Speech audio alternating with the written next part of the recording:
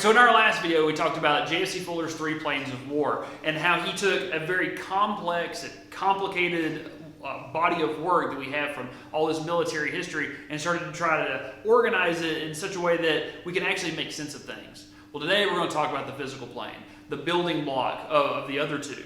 So first off, the physical plane is the building block of warfare.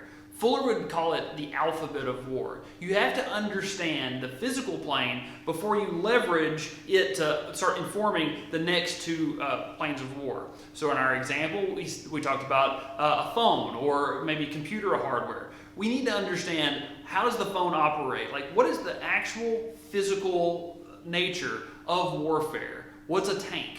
What's it capable of? What's an infantryman? What are they capable of? And start to kind of break down the building blocks of the physical plane to be able to understand how we're going to employ them in the future.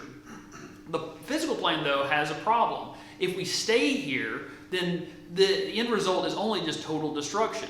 And multiple examples will show throughout history that total destruction doesn't actually win the fight. We can think about the U.S.'s venture into Vietnam and how Rolling Thunder really didn't accomplish just a whole lot. And that just straight engagement on the physical plane only ever really ends up in lost lives that didn't necessarily need to be lost, broken roads and infrastructure and expenditures that we never really had to expend. So in order to understand this, in order to understand the physical plane effectively, Fuller said that organization was key. To understand that there was 3 basic roles in anything that's physical. First, what was known as the highest form of war is the defenders. Who's really good at that? And how do we employ them in such a way that we can leverage that inherent ability to defend?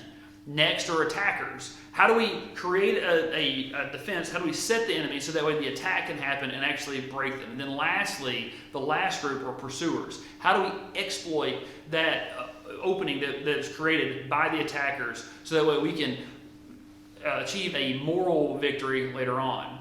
And that, after all, is the very point. Fuller would conclude his thoughts on the physical plane of war by saying that the purpose of the physical plane of war is to leverage a moral victory. That ultimately the physical plane serves as a servant to achieving that moral victory, that achieving that defeat, that the way that the forces are arrayed, what they're capable of, how they're trained, how they're resourced, how they're placed on the board before the fight even starts, ultimately serves the mental and moral planes later on.